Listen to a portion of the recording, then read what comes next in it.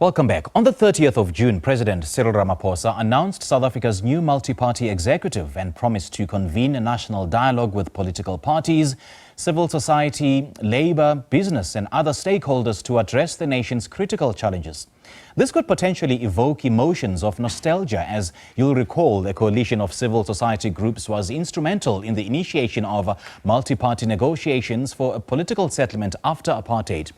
But 30 years later, will a multi-faceted dialogue arrest the modern-day ills that we face? Professor Ntsikelelo Breakfast, political analyst and associate professor at the Nelson Mandela Metropolitan University, joins us now virtually to reflect on this. Prof, a very good morning. Thanks for joining us. Welcome. Thank you very much for having me. Now, Prof, given the complexity of South Africa's social fabric, considering past conflicts and the power imbalance between sectors, can a national dialogue build consensus to place power in the hands of those most affected by the social ills and not necessarily the politicians or the conveners of this dialogue? Of course, it can. I like what you said when you were setting the scene, that our democracy is a byproduct of democratization. But the challenge has been that most of these national dialogues are dominated by the political elite.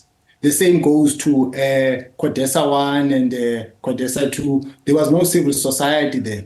Yes, there are maybe strong points of our democracy at the moment, which is the separation of powers, constitutionalism. But at the same time, there are also some gaps. For instance, if you look at one of the constitutional provisions, it gives political parties or political players only 14 days to constitute a government. That tells me that the formulators of the Constitution, when they made the Constitution, what crossed their minds was the ANC, that it was always going to be in power. But now there have been some political developments of late. One-party dominance is a thing of the past, and the hegemony of the ANC has been dealt with a blow in a big way, and that has created a scope for coalition arrangements. But coalition arrangements have been unworkable and unstable, in particular at local government level. So I think there needs to be a discourse, because the framework, for instance, that we are operating with at the moment was proposed by a political party, the ANC, the Government of National Unity. So the question about how this national dialogue is going to be framed is very important. What is going to be on the agenda? And my wish is that the discourse will not be confined to coalition politics. It will transcend beyond that and look at the structure of the economy. If you look at unemployment at the moment, it is sitting at 34%. It is worse amongst the youth. So I would like the dialogue to also examine the power relations between the haves and the have-nots, because there's no way our democracy can be consolidated if the plight of the working class is being neglected. No, Prof, you just asked a question that I'm going to throw back at you. Like, if you were to be given the unenviable task to convene this national dialogue, what would be the most critical and urgent items you'd place on the agenda? I think it's the issue of a substantive democracy, because democracy should transcend beyond elections. It should bring about a change for the better to the lives of people. So if you have inequality that is big between the powerful and the powerless, clearly that tells me that we have a fundamental problem in the country. So the ownership of the means of production needs to be addressed, because that is a question of power.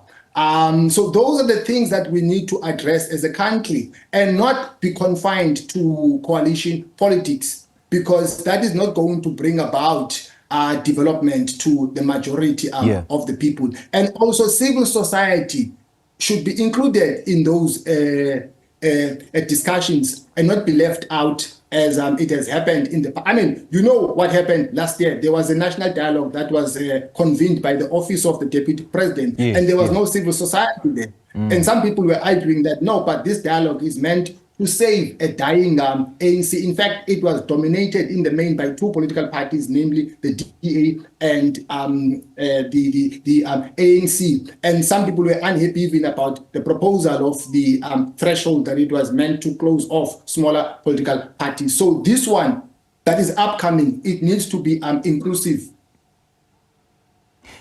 And who should bear the honors of setting the agenda, considering that, the agenda, as you know, may drive the dialogue towards a certain direction and the outcome may favor a certain political party? I mean, we're talking about politicians here. Yes, of course. And as I indicated, I mean, even the concept of government of national unity was framed by a particular political party, which is problematic. And some people have accepted that uncritically without, questioning it. So the discourse, I think, needs to be framed by different players, civil society, ordinary people, political parties, even business also should come into the party. The space must be contested and it must be open and not be closed only to the political elite. And the way it has happened in the past, I think discourse has been framed either by the media or by the political elite, which is problematic because discourse does not take place just for fun. It is meant to circulate a particular narrative. So the discourse should be inclusive and include different voices in a society. And what's your understanding then of the efficacy or even the effectiveness of the outcomes of the dialogue? I mean, it could be that political parties around the negotiation table synergizing towards a unified action in order to address the situation or perhaps clarifying any misunderstanding amongst themselves, granted. But will these outcomes be legally binding, even if it affects any, if not all, of the parties in the government of national unity?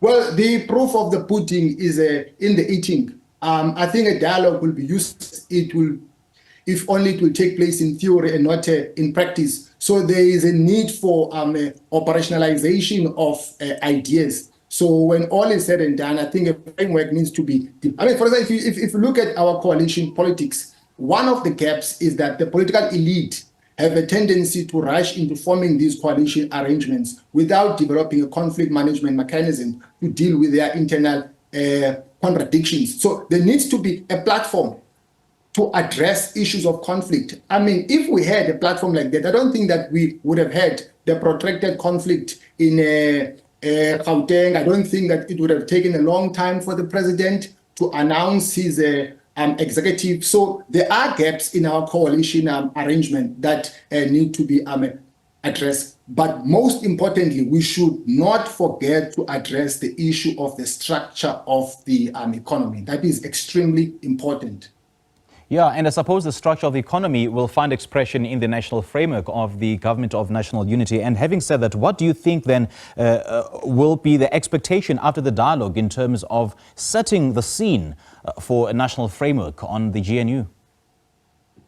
Well, I think, South Africa, in my opinion, doesn't have a long-standing history of coalition formations, with the exception of maybe the one in 1999 between the ANC and the IFP in KZN. But apartheid was dominated by one political party. The National Party dominated the political landscape.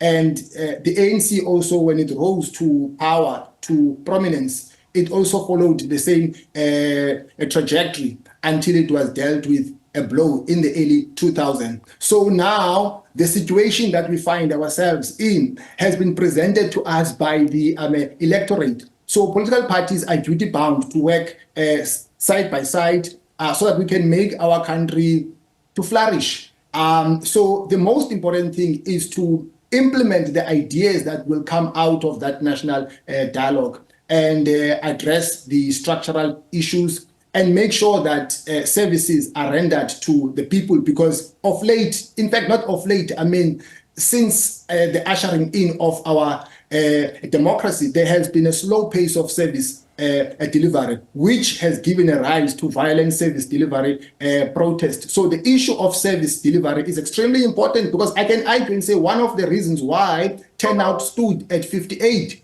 was largely because of a slow pace of service delivery, because people don't vote just for fun. They vote because they want their lives to change. So when people make a decision whether they will vote or not, they want to know what's in it for them. So if that can be addressed, I think it will also improve democratic participation. All right, Prof Breakfast, thank you so much for joining us. And I wonder if we have a history of implementing inputs and ideas or whatever outcomes that have been, ventilated in a dialogue. But thank you so much for sharing your thoughts with us.